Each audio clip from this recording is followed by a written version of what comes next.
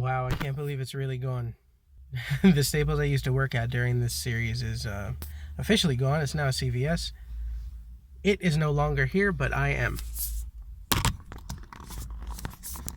Hello, everybody. Daniel here. It's been a long time since we talked. I thought that I uploaded a ending to the series, and it turns out that it was corrupted and it never went through. I shot it on a DSLR and let it upload, and I never looked back. I didn't mean to leave anybody on a cliffhanger if anybody did in fact watch this.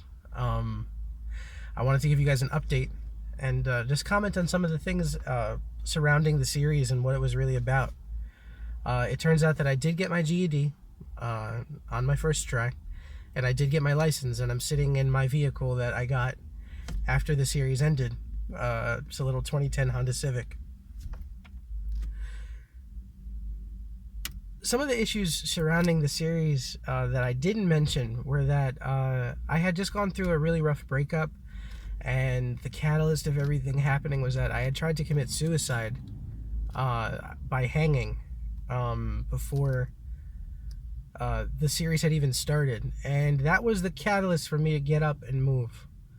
I don't think any people picked up on that, but that's where I was at. And from then until now, I got very sick. I gained like 100 pounds. I was at 201 in one of the previous videos that I recorded. Now I'm at 304 or something like that.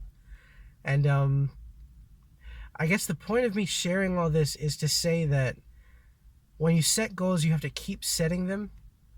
As people of color, we have a lot going against us as far as mental health not being really recognized in our community, and things like the fact that failure is not only a theme, but we're not taught how to cope with it. I just got out of a relationship. I got cheated on, and I didn't know how to cope with that.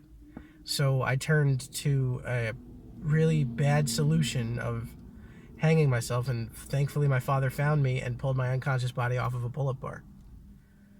I don't want to depress anybody or trigger anybody with that, but it goes to show you what positivity can spur from these negative instances. And now I have a whole set of new goals as I'm getting out of another relationship to resolve a lot of these issues that I've been having. The people who are watching this, they have a lot of unanswered questions about, the process of how things work, and a lot of us don't have a support system. My father finding me was at random because he never visited when I was living in that house. It was a stroke of luck or blessing, whatever you want to call it, that he was there. But for regular things, I didn't have a support system, and I still don't. You have to keep setting goals and strive to be the best version of yourself possible. You can't let discouragement take you back from that. And the most important thing is to love yourself enough to be patient when you make mistakes. A lot of people will not have patience for your mistakes. A lot of people will hold those things against you. A lot of people will call you a failure if you fail, but you are not your failure. You are not your mistakes. You are not your mental illness. You are the person who decides what to do after they encounter such trials. I have a lot of things to fix with myself, and this series was really cathartic. I don't know if I'm going to be making more videos. If I do, maybe I'll clear some things up, like the process of what I did to get my GED, or the process now of what I'm trying to accomplish. But I appreciate and love every single one of you that took the time out to watch these things, and I hope that going forward you contend for the things that you really want to accomplish. Thank you so much. I love you all.